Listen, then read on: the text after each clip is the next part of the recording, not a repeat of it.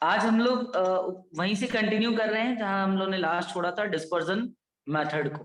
तो dispersion method के आगे आज हम लोग समझ रहे हैं कंडेंसेशन मेथड्स को। कंडेंसेशन मेथड्स बेसिकली यहाँ हम लोग केमिकल मेथड्स को स्टडी करेंगे कि किस तरह से लियोफोबिक टाइप के सॉल्यूशंस को हम लोग केमिकली प्रिपेयर्ड कर सकते हैं। अब केमिकल प्रिपरेशन की बात चल रही है तो यहाँ हम लोग वेरियस टाइप की रिएक्शंस को स्टडी करेंगे, like double displacement reaction, oxidation, reduction और हाइड्रोलिसिस। इन प्रोसेस के थ्रू हम लोग प्रिपेयर्ड कर सकते हैं लियोफोबिक सोल्स को। तो आज की क्लास में जो टॉपिक है वो अपना है condensation method. Condensation method condensation method means किसी लियोफोबिक सोल्स को हम लोग बाय एडिशन या एग्रीगेशन ऑफ मॉलिक्यूल्स प्रिपेयर्ड कर रहे हैं, मतलब दो चीजों को मिक्स करके या उससे भी ज्यादा चीजों को मिक्स करके उनके मॉलिक्यूल्स को एग्रीगेट कराने की कोशिश कर रहे हैं। तो कंडेंसेशन मेथड्स जो है यहाँ हम लोग केमिकल मेथड्स को इन्वॉल्व करेंगे, मतलब बेसिकली यहाँ हम लोग केमिकल मेथड्स को स्टडी करेंगे। और ये और तरह के हो सकते हैं बट हम लोग ओनली केमिकल मेथड्स को यहाँ स्टडी करेंगे। जैसे पहला जो मेथड है वो डबल डीकम्पोजिशन भी आप कह सकते हो, डबल डीकम्पोजिशन, और आप इसी को डबल डिस्प्लेसमेंट भी कह सकते हो, डबल डिस्प्लेसमेंट और डबल डिस्प्लेसमेंट। हम जानते हैं कि डबल डिस्प्लेसमेंट हो या डबल डीकम्पोजिशन मेथड हो, इन दोनों ही मेथड में, या मतलब ये दोनों ही एक ही वर्ड है, यहाँ मॉलिक्यूल्स का आपस में एक्सचेंज होता है। जैसे डबल डीकम्पोजिशन की मैं बात करूं तो बेसिकली एक ऐसी रिएक्शन जैसे ए बी और सी डी टाइप का कोई सब्सटेंस था, इसमें ए डी के साथ और बी सी के साथ जुड़ गया, इसने बना लिया बी सी और ए डी। तो ये जो रिएक्शन है, this whole reaction is known as double decomposition और डबल डिस्प्लेसमेंट रिएक्शन। तो कंडेंसेशन मेथड से जो कोलॉइडल सॉल्यूशंस को हमको प्रिपेयर करना है, उसमें मैं अगर इसमें एक एग्जांपल डायरेक्टली रिएक्शन बताऊं तो हम लोग आर्सेनिक ऑक्साइड यानी AS2O3, आर्सेनिक ऑक्साइड, जिसको आर्सेनियस ऑक्साइड कहा जाता है, तो आर्सेनिक ऑक्साइड से हम लोग आर्सेनिक सल्फाइड का एक कोलॉइडल सॉल्यूशन प्रिपेयर करने जा रहे हैं। तो हम लोग इस आर्सेनिक ऑक्साइड, जो कि एक येलो कलर का प्रेसिपिटेट या येलो कलर का प्रेसिपिटेट नहीं, येलो कलर का एक सॉल्यूशन है, जिसको हम लोग हॉट वाटर से रिएक्ट करा के, ये वाटर जो है ये हॉट वाटर है, हॉट वाटर से रिएक्ट करा के एक सेकेंड, ये हॉट वाटर में प्रिपेयर्ड होने वाला सब्सटेंस है, ठीक है। तो हम लोग क्या कर रहे हैं कि हम लोग यहाँ पर आर्सेनिक ऑक्साइड को और हाइड्रोजन सल्फाइड, एक सेकेंड, ये रिएक्शन में गड़बड़ बोलने वाला था, रुको मैं फिर से बोल रहा हूँ, again I am repeating. Arsenic oxide को हम लोग रिएक्ट करा रहे हैं हाइड्रोजन सल्फाइड, इससे रिएक्ट करा रहे हैं हाइड्रोजन सल्फाइड से, और ये जो सब्सटेंस हमें मिलता है, इसमें ये जो कोलॉइडल सॉल्यूशन मिलता है वो हमें आर्सेनिक सल्फाइड यानी AS2S3, AS2S3, AS2S3, ये यहाँ पर AS2S3, AS2S3 arsenic sulphide, arsenic sulphide हमको मिलता है, और इसके साथ अमाउंट ऑफ वाटर होता है, इस वाटर को हम लोग बबलिंग मेथड से रिमूव भी कर लेते हैं।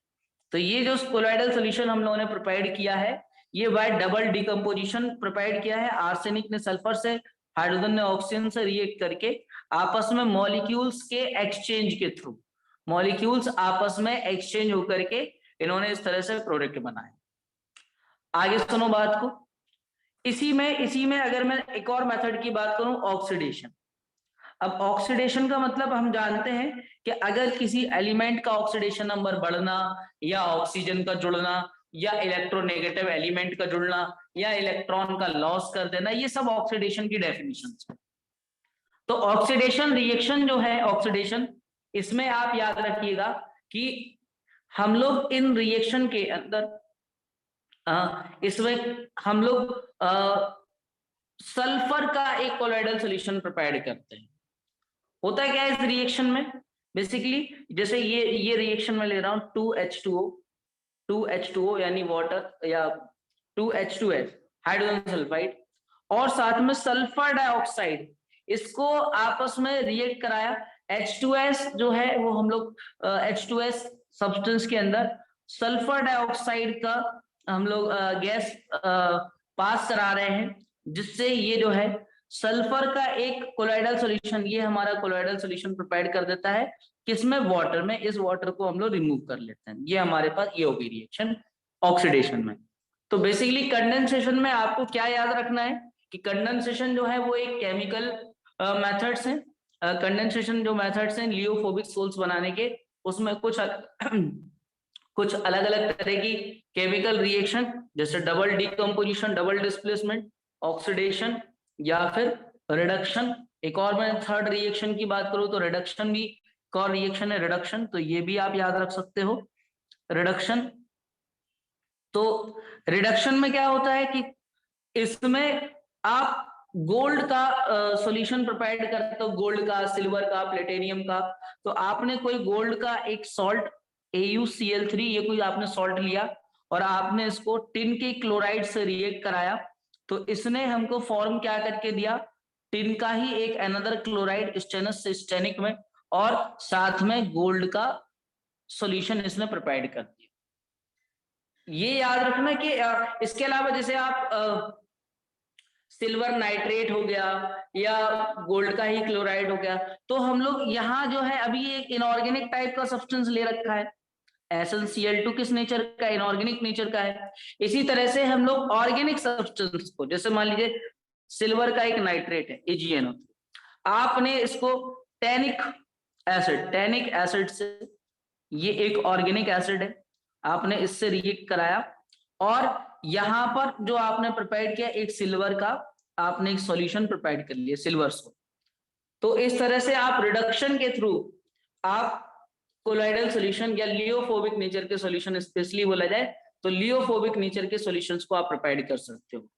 एक और हाइड्रोलिसिस भी होता है इसमें, एक और मैं बता दे रहा, fourth one, that is hydrolysis.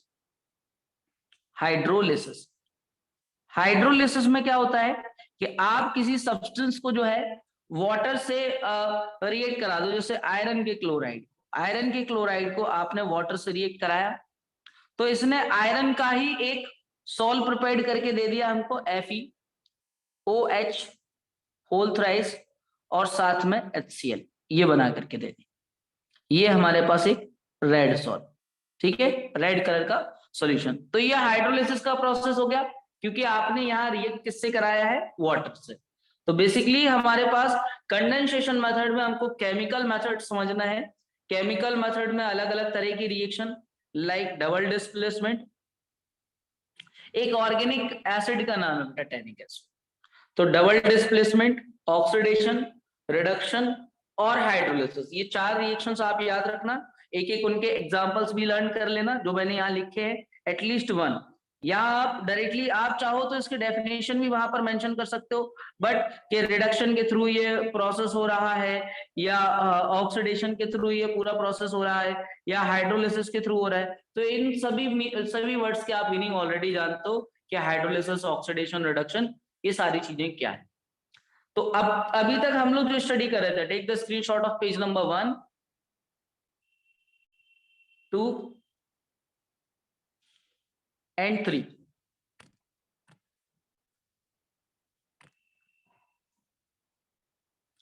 हाँ, तो अभी तक हम लोग जो पढ़ रहे थे वो हम पढ़ रहे थे कि किस तरह से कोलाइडल सॉल्यूशंस को प्रोवाइड किया जा सकता है, चाहे वो डिस्पर्जन मेथड हो, चाहे वो हमारे पास कंडेंसेशन मेथड हो। और लियोफोबिक को ही स्टडी किया है। लियोफिलिक मैंने कहा था इजीली प्रिपेयर्ड हो सकते हैं, दैट इज व्हाई हम लोग लियोफिलिक का कोई एक पर्टिकुलर मेथड नहीं समझ रहे हैं। दो सब्सटेंस को आपस में इंटरेक्ट कराने पर ही लियोफिलिक टाइप के सब्सटेंस या सॉल्यूशंस प्रिपेयर्ड हो जाते हैं। आपने उससे पहले कोलॉइडल समझा और कोलॉइडल के अलग अलग टाइप समझे थे, वो on the basis of physical state of dispersion medium and dispersed phase, उसके फिजिकल स्टेट के बेसिस पे आपने अलग अलग तरह के वो कोलॉइडल सॉल्यूशंस भी स्टडी कर। अब हम लोग यहाँ अब जो नेक्स्ट पार्ट पढ़ने जा रहे हैं वो पढ़ने जा रहे हैं purification of colloidal solution. After that we will go for the properties of colloidal solution, and after that हमारा catalyst, that will be the last part of this chapter. So purification की अगर बात की जाए कि किस तरह से हम लोग किसी कोलोइडल सॉल्यूशंस को प्योरीफाई कर सकते हैं, purification of colloidal solution, colloidal solution. तो क्या होता है कि किसी भी कोलोइडल सॉल्यूशन को प्रिपेयर करते टाइम उसमें कुछ इम्प्योरिटीज, कुछ इलेक्ट्रोलाइट डिसॉल्व हो जाते हैं, अमाउंट, थोड़ा सा अमाउंट ऑफ इलेक्ट्रोलाइट, या कुछ हमारे पास ऐसे इम्प्योरिटीज आ जाती हैं जिनको जब हम लोग ट्रेस करते हैं तो पता पड़ता है कि इसमें बहुत सारी इम्प्योरिटीज। तो इन इम्प्योरिटीज को रिमूव करने के लिए we have some different different method like dialysis या इलेक्ट्रोडायलिसिस या हमारे पास अल्ट्रा फिल्ट्रेशन। ये कुछ ऐसे प्रोसेस है जिससे हम लोग कोलोइडल सॉल्यूशंस को प्योरीफाई कर सकते हैं। जैसे पहला हमारे पास डायलिसिस प्रोसेस, डायलिसिस। तो पहले तो आप समझिए कि डायलिसिस प्रोसेस में क्या होता है। डायलिसिस, बेटा डायलिसिस प्रोसेस में क्या हो रहा है कि सपोज डायलिसिस वर्ड आप ऑलरेडी सुन चुके होंगे कि इसमें जो है जैसे ब्लड वगैरह का डायलिसिस हम लोग कराने जाते हैं, भाई प्योरिफिकेशन कराने जाते हैं, उसमें और तरह के पार्टिकल्स आ चुके हैं तो उन पार्टिकल्स को रिमूव कराने का प्रोसेस।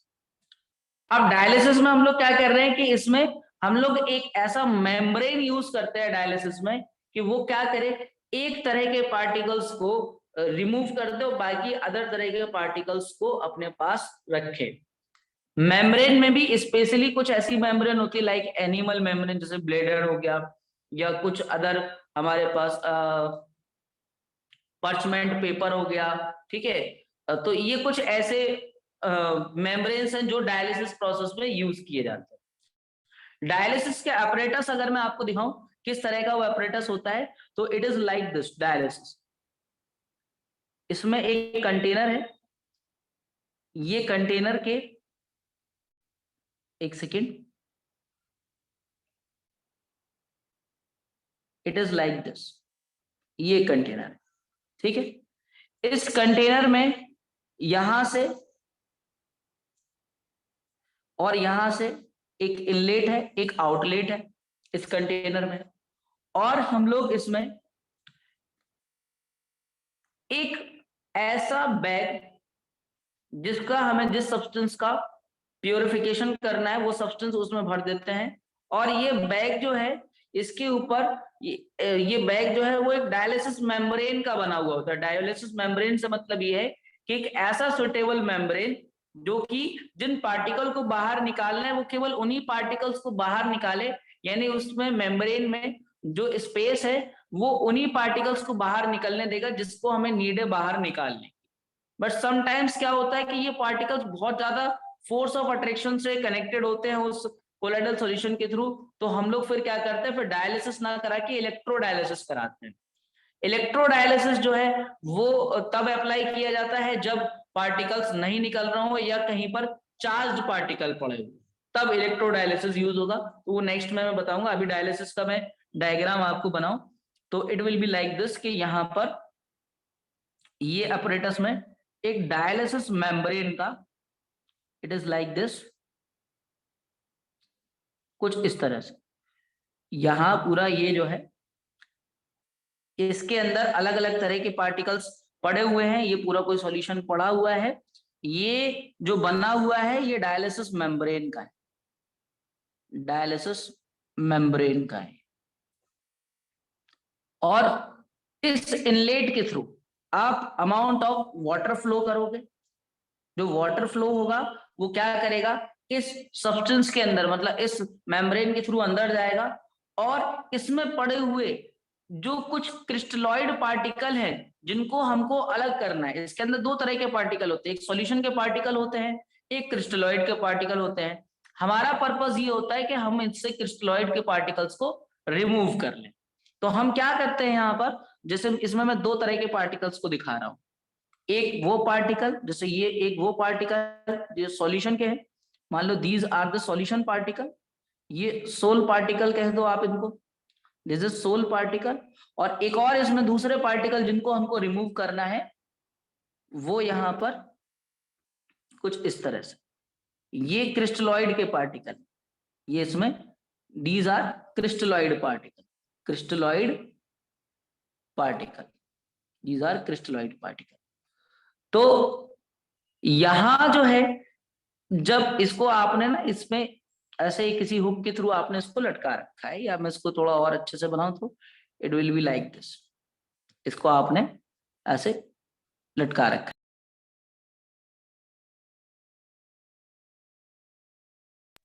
जब अमाउंट ऑफ वाटर यहां फ्लो होगा, ये वाटर आना इनिशिएट,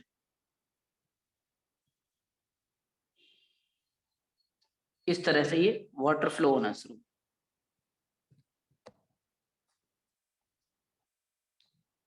तो क्या होगा कि यहाँ ये अमाउंट ऑफ वाटर जो है, ये जब फ्लो होगा तो ये जब मेम्ब्रेन के थ्रू जाएगा तो ये क्रिस्टलॉइड पार्टिकल को अपने साथ क्या करेगा, फ्लो करा देगा, बाहर निकाल देगा, और केवल इस मेम्ब्रेन के अंदर जो है सोल पार्टिकल बचेंगे। और दूसरे जो हमारे पास आउटलेट वाला पार्ट है, उस आउटलेट वाले पार्ट से दो चीजें रिमूव होंगी, एक वाटर रिमूव हो रहा होगा और एक हमारे पास क्रिस्टलॉइड रिमूव हो जाएंगे।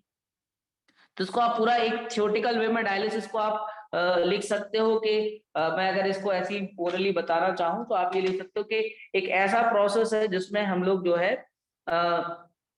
डिसॉल्व इम्प्योरिटीज को, किसी सॉल्यूशन के अंदर डिसॉल्व इम्प्योरिटीज को रिमूव करने की कोशिश कर रहे हैं, और इसमें हम लोग एक सुटेबल मेम्ब्रेन यूज करेंगे, जिस मेम्ब्रेन का काम ये होगा कि केवल एक तरह के पार्टिकल्स को अपने अंदर से निकलने दे, बट कोलॉइडल पार्टिकल्स को नहीं, केवल इम्प्योरिटी वाले पार्टिकल्स को। और इसमें हम लोग क्या कर रहे हैं कि एक बैग के अंदर जो कि सुटेबल मेम्ब्रेन को कंटेन किए हुए हैं, उस बैग के अंदर हम लोग अपना कोलॉइडल सॉल्यूशन भर देंगे, और वो कोलॉइडल सॉल्यूशंस के थ्रू हम लोग उसको एक ऐसे प्लेस पर लटका देंगे, हैंग कर देंगे, जिससे कि उस पर एक वाटर का फ्लो आए। और जब वाटर का फ्लो आएगा, वो वाटर का फ्लो क्या करेगा कि उसके अंदर प्रेजेंट सॉल्यूशन के अंदर प्रेजेंट केवल और केवल क्रिस्टलॉइड पार्टिकल्स को तो रिमूव करेगा, बट उस बैग के अंदर पड़े हुए सॉल्यूशन पार्टिकल को रिमूव नहीं करेगा। और फाइनली इस बैग को बाहर निकाल लेते हैं, जिससे कि हमारे पास ओनली एंड ओनली उस सॉल्यूशन बचेगा, और बाकी के जो भी हमारे पास इंप्योरिटीज जो कि क्रिस्टलॉइड के फॉर्म में थी वो रिमूव हो जाए। ये रहा आपका डायलिसिस प्रोसेस। आप इसको अपने ओन वर्ड में लिख सकते हो। मेम्ब्रेन के लिए आप वर्ड यूज कर देना, मेम्ब्रेन के प्लेस पर ब्लेडर आप यूज कर सकते हो, और एनिमल मेम्ब्रेन जो है ब्लेडर, या फिर आप parchment paper of cellophane sheet, ये भी एक और मेम्ब्रेन यूज होती है। तो ये दो नाम मैंने बोले हैं, जब आप प्रॉपर नोट्स बना रहे हो तो उस टाइम पे ये भी मेंशन कर देना। एक और होता है दैट इज इलेक्ट्रोडायलिसिस। इलेक्ट्रोडायलिसिस तब यूज किया जाएगा जब कोलॉइडल सॉल्यूशन जो है वो अपने अंदर चार्ज्ड पार्टिकल, ऐसे पार्टिकल हों जिनके ऊपर प्लस माइनस कोई चार्ज पड़ा। तो उससे क्या होता है कि ये जो है यहां हम लोग इसी सेम टाइप के सिस्टम में ना इलेक्ट्रिक फील्ड का इंट्रोडक्शन कर देते। जैसे एक बेटा एनिमल मेम्ब्रेन बोला मैंने, एक parchment paper of cellophane sheet,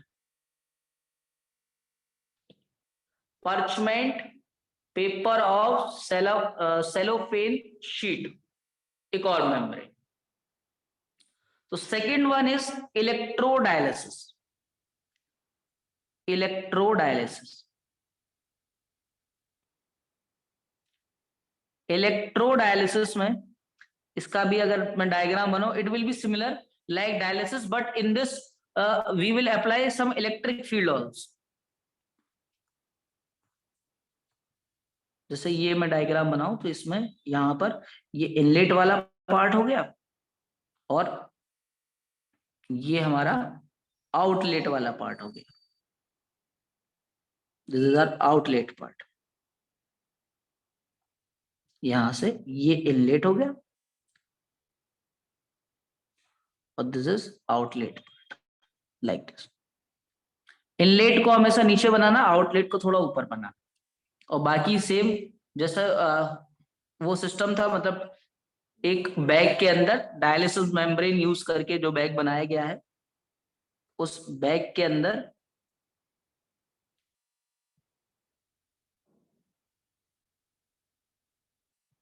एक सेकेंड, लाइक दिस, इस तरह से ये जो बैग है ये बैग कंटेन किए हुए हैं अलग अलग तरह के पार्टिकल्स को, तो इसमें वैसी सेम सारी चीजें आपको सेम बनाना है। जैसे आपने यहाँ पर दो तरह के पार्टिकल्स को दिखा दिया, एक आपने सॉल्यूशन पार्टिकल को दिखा दिया, एक आपने क्रिस्टलॉइड पार्टिकल्स को दिखा दिया जो उसमें पड़े हुए हैं। तो ये आपका एक तरह के, ये सब के सब जो है इट इज सोल पार्टिकल्स। और दूसरे जो है वो आप दिखा दोगे कि ये जो है ये इस तरह से, ये दूसरे जो है दीज आर क्रिस्टलॉइड जो इसमें पड़े हुए हैं, जिसको हमको रिमूव करना है यहाँ से। तो इस केस में हम लोग क्या करते हैं कि यहाँ पर इलेक्ट्रोडायलिसिस में बस एक चीज एडिशनल हो जाती है कि we will use cathode and anode also.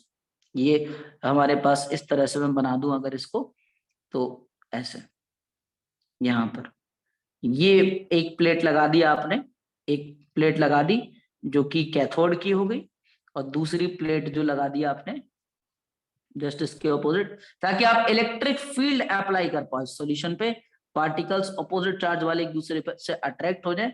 तो ये एक इस साइड आपने एनोड लगा दिया एक साइड, और दूसरी साइड जो है वो आपने कैथोड यूज कर लिया इस तरह से। और बाकी आप इसको ऐसे होल्ड कर दो इसी चीज के थ्रू, ऐसे आपने लटका दिया लाइक दिस। और ये जो बना हुआ है ये हमारे पास डायलिसिस मेम्ब्रेन से बैग बना हुआ है। डायलिसिस मेम्ब्रेन एक स्पेशल मेम्ब्रेन जिससे केवल सॉल्यूशन के पार्टिकल रिमूव ना हो, ओनली जो पार्टिकल्स क्रिस्टलॉइड के पार्टिकल रिमूव हो जाए। फिर हम लोग क्या करते हैं, हम लोग इधर से एक जगह से वाटर को फ्लो कराते हैं। जब वाटर फ्लो होगा तो वो क्रिस्टलॉइड पार्टिकल्स को इधर से रिमूव कर देगा। मतलब it is a similar process, बिल्कुल सेम प्रोसेस है।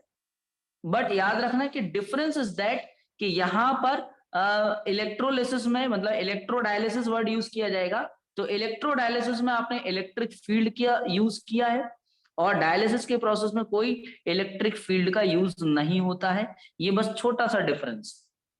और हम लोग ये प्रोसेस थोड़ा सा फास्टर होता है क्योंकि इलेक्ट्रिसिटी की वजह से, इलेक्ट्रिक फील्ड की वजह से पार्टिकल्स का मूवमेंट बढ़ जाता है, और पार्टिकल्स का मूवमेंट बढ़ जाता है तो प्रोसेस फिर थोड़ा जल्दी होना शुरू हो जाता है। दैट इज वाई इलेक्ट्रोडायलिसिस जो है वो कंपैरेटिवली टू डायलिसिस ये फास्ट प्रोसेस है। तो यहाँ पर सेम कि ये वाटर और एक साइड से जो है हमारे पास इलेक्ट्रोलाइट्स कह लो या आप क्रिस्टलॉइड कह लो, ये पार्टिकल रिमूव हो जाता है। तो इट इज सेम। मैंने डायलिसिस और इलेक्ट्रोडायलिसिस में सेम तरह का डायग्राम बनाया है। डिफरेंस इज ओनली कि इलेक्ट्रोडायलिसिस में मैंने इलेक्ट्रिसिटी जो है मतलब इलेक्ट्रिक फील्ड भी अप्लाई करती है। इसी तरह से इसमें थर्ड जो प्रोसेस है प्यूरिफिकेशन का, that is ultra filtration. Ultra filtration, तो अल्ट्रा फिल्ट्रेशन में आप क्या याद रखोगे, अल्ट्रा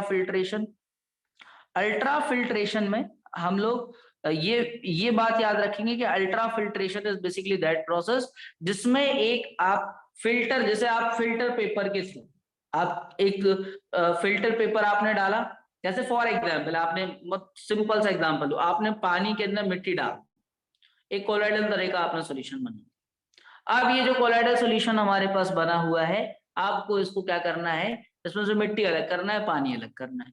आपने क्या किया, एक आपने क्लॉथ लिया और वहां उस क्लॉथ को आपने एक बकेट के ऊपर रख दिया, और फिर आपने ऊपर से उस सॉल्यूशन को डालना स्टार्ट किया, तो मिट्टी क्लॉथ के ऊपर कलेक्ट हो गई और वाटर जो है वो नीचे रहे चला गया। तो इस तरह से ये फिल्ट्रेशन प्रोसेस है। मतलब यहाँ पर इट इज सेम लाइक, जैसे यहाँ पर जैसे आप मेम्ब्रेन के थ्रू काम कर रहे हो, बट वो डायलिसिस और इलेक्ट्रोडायलिसिस। फिल्ट्रेशन में अपन जो है फिल्टर पेपर वगैरह यूज करते हैं। तो जो फिल्टर पेपर है, उस फिल्टर पेपर के थ्रू हम लोग क्या करते हैं, यहाँ पर मैं ऐसे समझा दे रहा आपको कि ये कोलाइडल सॉल्यूशन था, ये कोई कोलाइडल सॉल्यूशन था। इस कोलाइडल सॉल्यूशन के अंदर दो चीजें थी, एक सॉल्यूशन और एक इम्प्योरिटीज, सॉल्यूशन और इम्प्योरिटीज। आपने यहाँ बीच में क्या किया, आपने एक ऐसा फिल्टर पेपर प्रिपेयर किया जो उस इम्प्योरिटीज को स्टॉप कर दे, उसको दूसरे साइड ना जाने दे, और आपने इस कोलाइडल सॉल्यूशन को यहाँ पर फ्लो कराया। फ्लो होने के बाद क्या हुआ कि ये आफ्टर रिजल्ट क्या आया कि इसने कोलाइडल सॉल्यूशन को, जो कोलाइडल सॉल्यूशन आया तो इसमें सॉल्यूशन तो था बट इम्प्योरिटीज जो है इम्प्योरिटीज इस तरफ नहीं आ पाई। तो ये अल्ट्रा फिल्ट्रेशन का प्रोसेस है, जिसमें हम लोग फिल्टर पेपर के थ्रू, ये फिल्टर पेपर जो है ये केमिकली प्रिपेयर्ड पेपर होगा, और इस पेपर में याद रखना है कि ये केवल और केवल कोलाइडल सोल्यूशन को पास होने देगा। जस्ट आप इसका उल्टा भी कर सकते हो कि ये कोलाइडल सोल्यूशन को रोक ले और बाकी इम्प्योरिटीज रिमूव हो जाए। तो ये भी एक पॉसिबिलिटी है कि इस तरह का भी आप फिल्टर पेपर प्रिपेयर कर सकते हो। केमिकली प्रिपेयर्ड फिल्टर पेपर रहेगा ये। इट डिपेंड्स कि इम्प्योरिटीज किस नेचर की है। तो it is our filter paper, ये हमारा फिल्टर पेपर है। Now take the screenshot of all the pages. ये थी हमारे पास प्यूरिफिकेशन के मेथड, जिसमें डायलिसिस, इलेक्ट्रोडायलिसिस और फिल्ट्रेशन।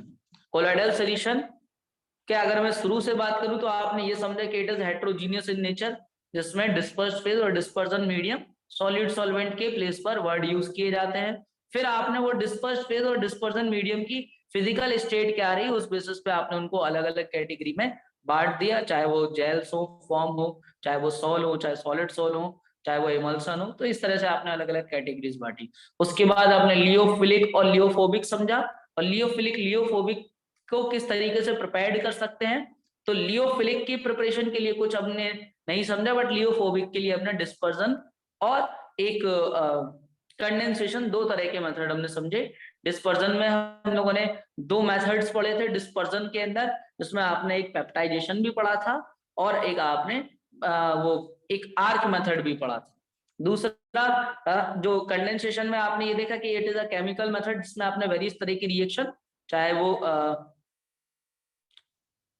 डायलिसिस मेम्ब्रेन का नाम सेम ही रहेगा, हाँ बेटा सेम ही रहेगा, परचमेंट पेपर ऑफ कैलोफिन। बेटा वो PHON ही कर देना फोन में, वो सेलोफोन में जो वर्ड बोल रहा था ना, वो सेलोफेन की स्पेलिंग सही कर लेना, SCELLOPHAN,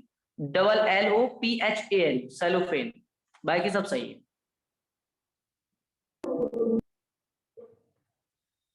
एक इलेक्ट्रोडायलिसिस का भी आप, ये आपने प्यूरिफिकेशन में एक डायलिसिस समझा, एक इलेक्ट्रोडायलिसिस समझा, और तीसरा आपने फिल्ट्रेशन प्रोसेस समझा। अगर आप इसका अच्छे से प्रॉपर डायग्राम बना के आगे अगर इस तरह का कोई क्वेश्चन पूछा गया और आप थोड़ा बहुत भी लिखा है तो भी आपको सही मार्क्स इसमें मिल जाएंगे। इसका भी आप स्क्रीनशॉट ले लीजिए। अब हम लोग मूव करते हैं कोलाइडल सॉल्यूशन के लास्ट पार्ट की ओर, that is properties of colloidal solution. और प्रॉपर्टीज की बात की जाए तो यहाँ पर अलग अलग तरह की हम लोग प्रॉपर्टीज को स्टडी करने वाले हैं, जैसे कि फिजिकल प्रॉपर्टी, या फिर इसकी मैकेनिकल प्रॉपर्टी, या ऑप्टिकल प्रॉपर्टी, इलेक्ट्रिकल प्रॉपर्टी। तो अलग अलग तरह की प्रॉपर्टीज को यहाँ स्टडी करेंगे। तो our next topic is properties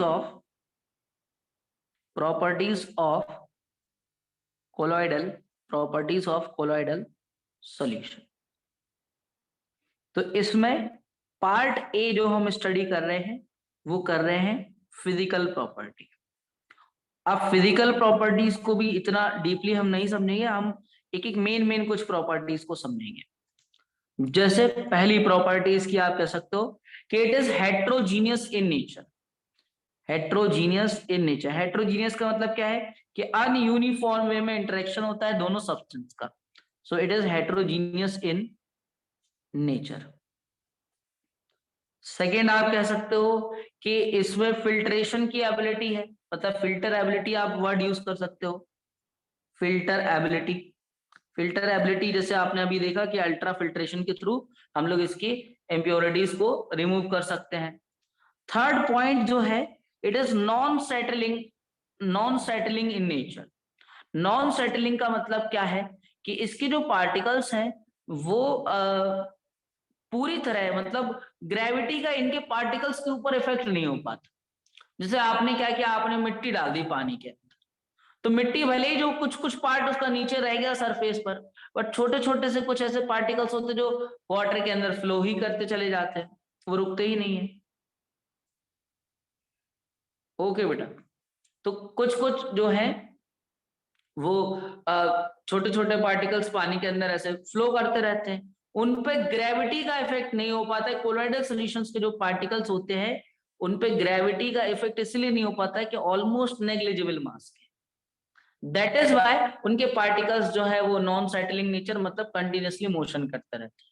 तो थर्ड प्रॉपर्टी आप कह सकते हो it is non settling in nature, non settling, non settling nature होता है इनका। एक पॉइंट आप और कह सकते हो कलर।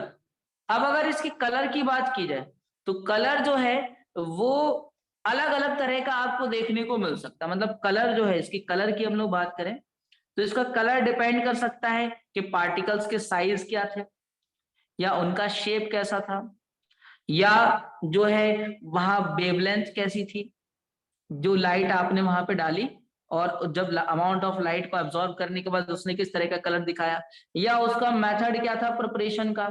इन सब बातों पे इसकी कलर की डिपेंडेंसी होती है, साइज पर, शेप पर, वेवलेंथ पर, या मेथड ऑफ प्रिपरेशन पर, ये इन सभी पर। मतलब कलर जो है वो अलग अलग तरह का कोलोइडल सॉल्यूशन को देखने का मिल सकता है। ये अलग अलग चीजों पर डिपेंड करता है कि कोलोइडल सॉल्यूशन का साइज क्या, मतलब उसके पार्टिकल्स का साइज क्या था, शेप क्या था, वेवलेंथ क्या था, या मेथड ऑफ प्रिपरेशन क्या था, या नेचर ऑफ कोलोइडल सॉल्यूशन क्या था, नेचर ऑफ कोलोइडल सॉल्यूशन क्या था, नेचर ऑफ कोलोइडल सॉल्यूशन क्या था। या आप इसमें कह सकते हो बस ठीक है, सफिशिएंट, इतनी चीजें आप याद रख सकते। एक और लास्ट बात फिजिकल प्रॉपर्टी में, दैट इज ये इनकी स्टेबिलिटी की अगर बात की जाए तो दीज आर क्वाइट स्टेबल, मतलब not much stable, quite stable, क्योंकि पार्टिकल्स कंटिन्यूसली मूव करते रहते हैं, नॉन सेटलिंग नेचर के हैं, तो हम लोग इनको हाईली स्टेबल ना कहकर हम लोग वी विल से कि इट इज क्वाइट स्टेबल। तो ये कुछ फिजिकल प्रॉपर्टीज हैं जो आपको याद रखना है कि हेट्रोजीनियस नेचर की या फिल्टर एबिलिटी होती है, या नॉन सेटलिंग नेचर के होते हैं इनके पार्टिकल्स, या इनका कलर जो है वो डिफरेंट तरह का हो सकता है। डिपेंड्स साइज, और मतलब ये size, shape, wavelength of light, या प्रिपरेशन किस तरह से की गई है, या कोलोइडल सॉल्यूशन का नेचर क्या था, इन सब बातों पे इसका कलर डिपेंड कर सकता है। और स्टेबिलिटी जो है वो क्वाइट स्टेबल। ये सारे पॉइंट्स आप याद रख सकते हैं। अब इसकी मैकेनिकल प्रॉपर्टी में हमको जो मेनली पढ़ना है वो हमको पढ़ना है ब्राउनियन मोशन। ये इसकी मैकेनिकल प्रॉपर्टी है। और एक और हम लोग मैकेनिकल प्रॉपर्टी देख लेंगे, सैंडिमिनेशन। सो पहले हम लोग बात कर लेते हैं ब्राउनियन मोशन क्या होता है। ब्राउनियन मोशन का मतलब ये ऑलरेडी आप स्टडी कर चुके हो ब्राउनियन मोशन। तो रॉबर्ट ब्राउन नाम के जो साइंटिस्ट थे, ही ऑब्जर्व दैट कि पानी के अंदर जब पोलिन ग्रेन डाले तो ये उसने ऑब्जर्व किया कि जो पार्टिकल्स थे तो कंटिन्यूसली वो मोशन कर रहे थे और रैंडम मोशन कर रहे थे। और ये रैंडम मोशन कंटिन्यूसली इधर से उधर पार्टिकल्स जा रहे थे। अगर एक पार्टिकल को ऑब्जर्व किया जाए तो एक पार्टिकल का जो मोशन था,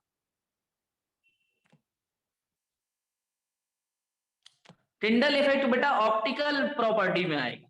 टिंडल इफेक्ट मैकेनिकल, अगर मैं नंबर बी पे आ जाऊं, ये ए था, हाँ बी हमारे पास जो है वो है मैकेनिकल प्रॉपर्टी। मैकेनिकल प्रॉपर्टी, तो मैकेनिकल प्रॉपर्टी में आपको याद रखना, मैकेनिकल प्रॉपर्टी बेसिकली ये है, इसमें हमको पहला तो पढ़ना है ब्राउनियन मोशन और दूसरा sedimentation. Brownian motion, Brownian motion. तो ब्राउनियन मोशन में आप याद रखिएगा कि इसमें जो है रॉबर्ट ब्राउन ने क्या ऑब्जर्व किया कि random motion of particle. Robert brown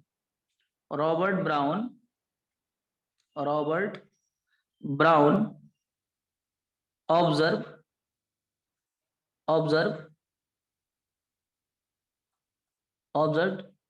random motion of pollen grain, random motion of pollen grains in water. This random motion of particle known as this random motion of particle is known as Brownian motion. Brownian motion. मतलब अगर आप एक particular particle को study कर रहे हैं, वो इस डायरेक्शन में भागा, फिर यहां से उसकी इच्छा हुई इधर भागने की, फिर इधर, फिर ऊपर, मतलब ये पार्टिकल जो बार बार इधर से उधर मूव कर रहा है, इसका कोई डिसाइडेड नहीं है पाथ, वो रैंडमली भाग रहा है इधर से उधर। और ऐसा क्यों होता है? क्योंकि ये नॉन सेटलिंग इन नेचर के हैं। तो ये एक आपने ऐसे तरह से आप डायग्राम बना सकते हो कोई भी एक, और नॉन सेटलिंग होने की वजह से क्या होगा, पार्टिकल इधर उधर मूव करे तो सारे पार्टिकल एक दूसरे से टकराते रहते, और उसके वजह से वो कोलिजन की वजह से उनका एक फिक्स पाथ नहीं हो पाता है, और वो फिक्स पाथ ना होने की वजह से हमें ऐसा लगता है कि पार्टिकल्स रैंडमली मूव किसी भी डायरेक्शन में किए। तो ये मैकेनिकल प्रॉपर्टी में हमारे पास एक ब्राउनियन मोशन है।